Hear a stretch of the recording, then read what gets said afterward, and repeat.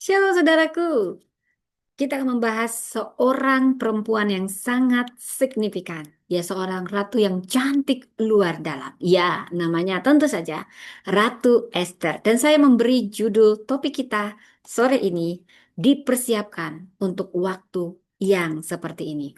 Saudara, saya ingin membahas.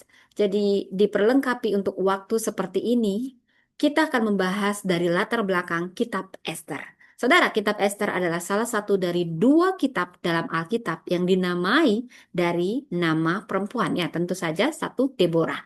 Jadi, ini berlatar di kerajaan Persia pada masa pemerintahan Raja Ahasiweros.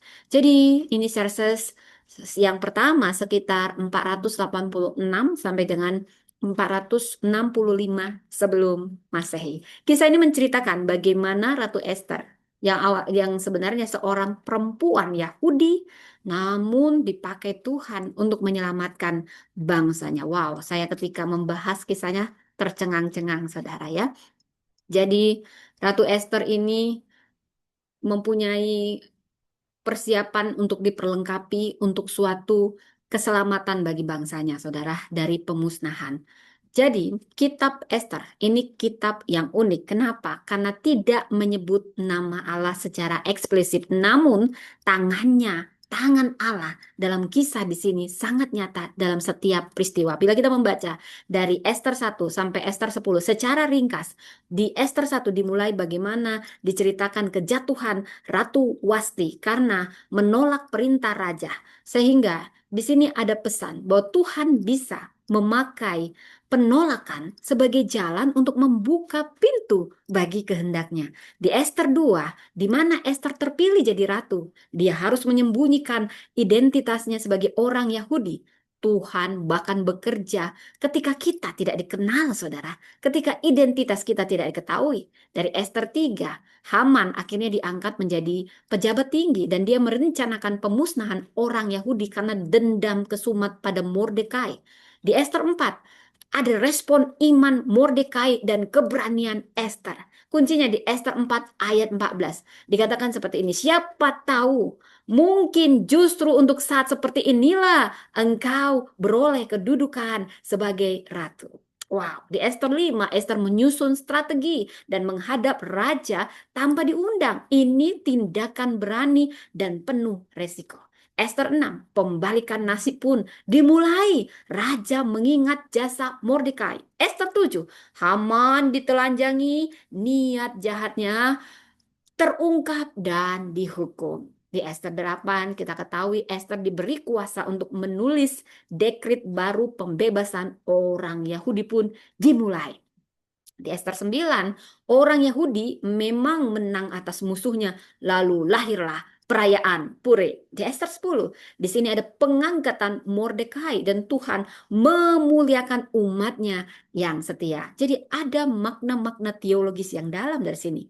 Bagaimana adanya providensia Allah yang tidak terlihat tapi nyata.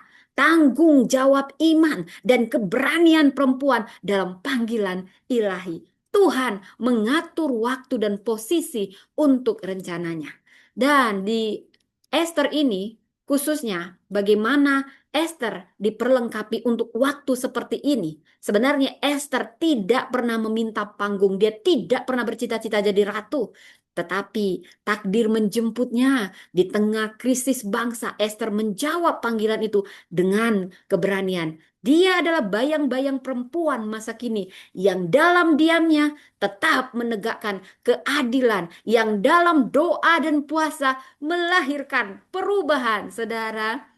Ini bukan hanya kitab Esther tentang sejarah, tetapi pewahyuan bahwa setiap kita perempuan seperti Ratu Esther sedang dipersiapkan untuk waktu seperti ini. Ada 7 teladan Esther. Yang pertama, ketaatan kepada nasihat rohani.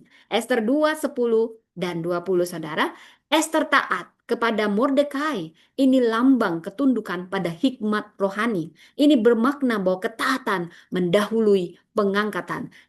Ketaatan mendahului pengangkatan. Wow, yang kedua kita belajar dari Ester keberanian menghadap resiko. Ester 4 ayat 16. Ester menghadap raja walau dia bisa mati. Perempuan dipanggil untuk berani, bukan pasif. Ketiga, puasa dan doa. Ini sebagai senjata rohani. Ester 4 ayat 16. Ia memanggil komunitas berpuasa. Transformasi dimulai dalam keintiman dengan Tuhan. Keempat, kecerdikan strategi. Ester 5 ayat 4 sampai 8. Ia tidak tergesa, tapi punya rencana yang matang.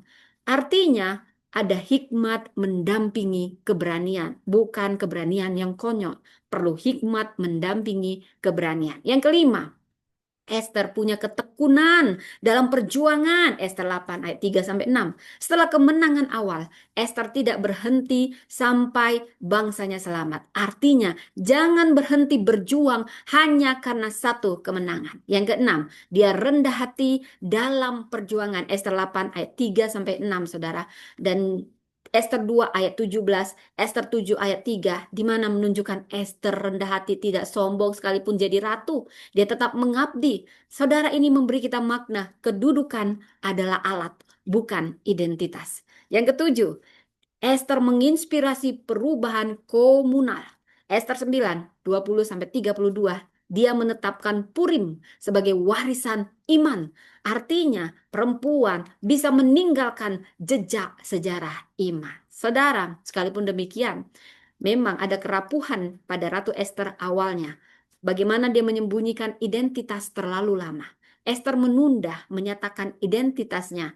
Jadi kadang kita juga jangan terlalu takut menjadi terang karena tekanan sosial. Kedua, awalnya Ester bersikap pasif di awal. Ester tidak langsung bertindak. Dia diam, namun ini bisa bahaya jikalau tidak disertai tindakan yang dibutuhkan. Dan ketiga, Ester awalnya mengandalkan kecantikan fisik dalam mana dia mengikuti konteks kecantikan kerajaan.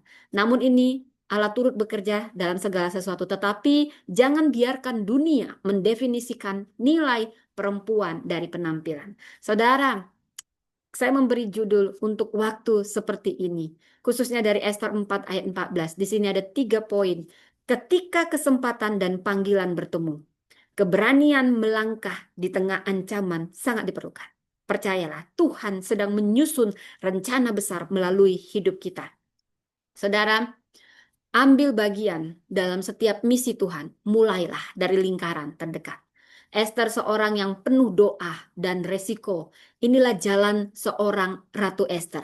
Namun dia menggunakan doa sebagai tindakan strategisnya. Dia berani mengambil resiko karena dia punya kasih yang dalam. Dan dalam keheningan Tuhan, bukan hanya ketidakhadirannya, Ester merespon.